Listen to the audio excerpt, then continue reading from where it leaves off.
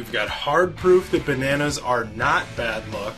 A new live sonar unit was just leaked. And cormorants can piss off. Daddy, chill. We got that and more coming up right now in Target Walleye's Top 5, brought to you by our friends at Sea Foam and SCHEELS. Let's dive on in.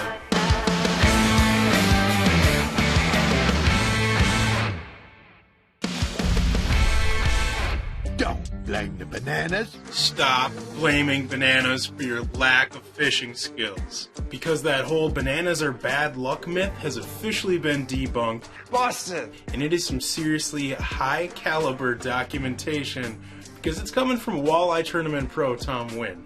It all started when Tom hit the water with Kurt Mazurek, who's an outdoor writer with Sports Illustrated, among a pile of other different outdoor media related accolades. Now, those two were fishing on Lake Pepin, shooting some content, putting a piece together, absolutely cleaned up on the walleyes with a banana in the boat. Kurt was nice enough to get permission from Tom before he brought said banana into the boat. But after they lit him up, Tom said that he put the banana in the fridge with his leftover night crawlers. Then when they were packing up to head to Green Bay for the NWT Championship, he saw it still sitting there, decided to throw it in the boat and see if the theory is true, one way or another. In case you hadn't heard, Tom won her all with a 2-day total of almost 82 pounds. That's 10 fish over an 8-pound average. Not length to weight conversion, that's true bring 'em to the scales weight. Unreal. So Tom beat out 40 of the best walleye fishermen in the world to win the NWT Championship, took home over a $115,000 payday, and he did it all with the banana in his boat like a straight up savage. Busted. So either that's some hardcore proof that bananas are in fact not bad luck when it comes to fishing, or maybe that specific banana is just the luckiest banana ever. But more than likely, it's just the fact that Tom is legitimately one of the best walleye fishermen in the world, and he proved it again on the biggest stage in the sport. Congrats again on the W, buddy. Oh yeah, and by the way, this isn't the first time we've seen folks debunk that whole banana myth. As you can see, Tom Boley isn't scared of the yellow fellow. And have you ever seen this OG uncut angling video from back in October 2013? It's for sure worth a watch. Aaron Weeb and Clayton Schick absolutely smashed them.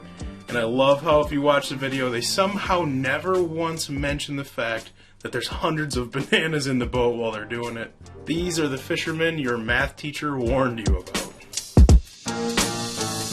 This right here is the definition of biting off more than you can chew. Joe Pudney found this cormorant floating dead on Oneida Lake in New York after it had choked on a walleye, and that's what you get, you greedy bugger. I had to do some digging because this is crazy.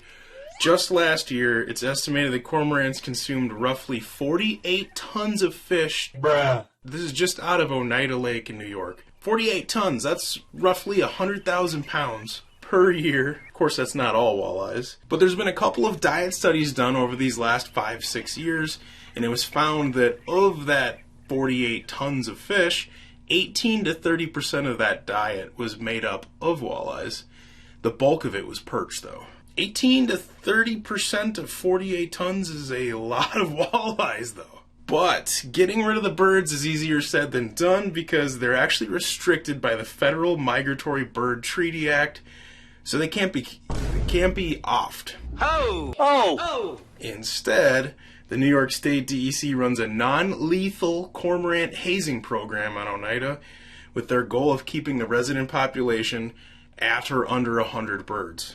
If you're curious what those non-lethal tactics are, it includes scaring them off with a boat and pyrotechnics.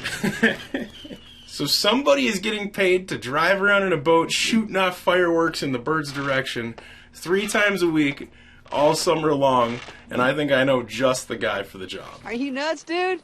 You need stuff to explode. Go boom. Snakes and sparklers. A new live sonar ice fishing unit has entered the chat. Now, there hasn't been any official release or statement on it yet, but a couple of retailers have leaked that Markham has a new ultra live ice bundle that's coming down the pipeline.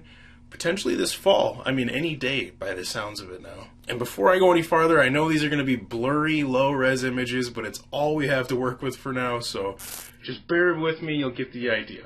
Brother, So apparently, it has a top-down 360 live view. That's something folks have been talking about forever now, or ever since live sonar, forward-facing sonar, entered the chat in the first place. Imagining a 360 live, guess it's gonna have it. It also has this dynamic 3D sonar view, which looks absolutely wild to me. And then I believe this one is the real-time forward view with that little flasher overlay.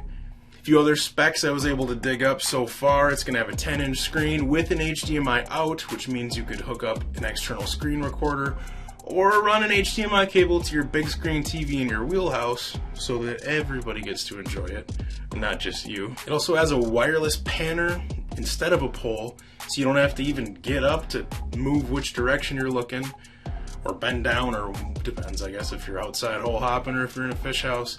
But it does come with a bracket so that you can attach it to a pole if you would rather do that. Word is it's going to retail for around $2,800 US, which would be like $3.7 million in Canada. I'll keep you posted as I'm able to dig up some more details. In the meantime, let's keep talking a little bit more ice fishing. That brings us to number 4. There is a huge ice fishing rule change coming to Minnesota this winter. Folks are now going to be allowed to use non-motorized automatic hook setting devices. You asked for it. It's official.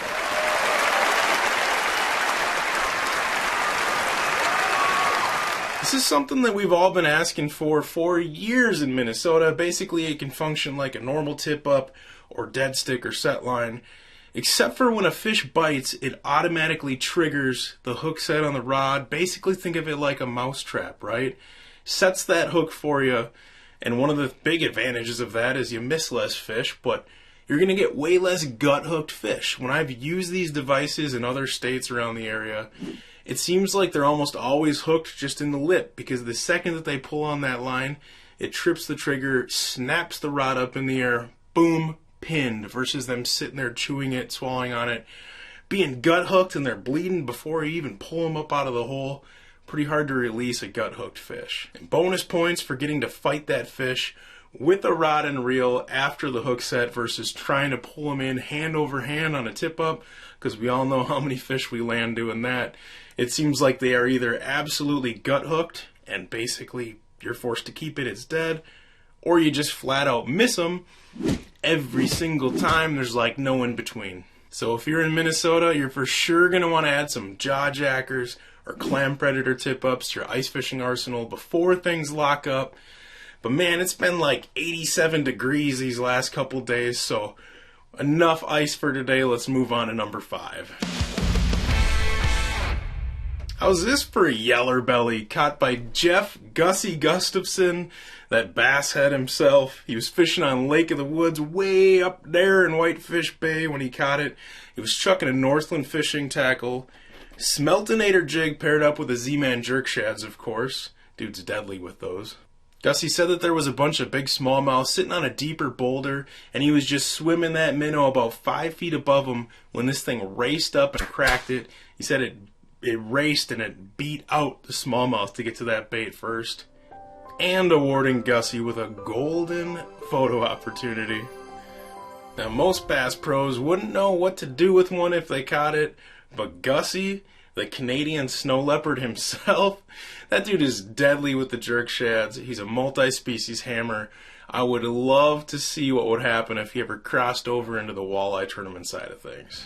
That wraps up this week's Top 5. A big shout out to Sea Foam and SCHEELS for making this fun video series possible. If you want more walleye and ice fishing related content like this, sign up for our free Target Walleye emails at targetwalleye.com, and I'll see you back in 7.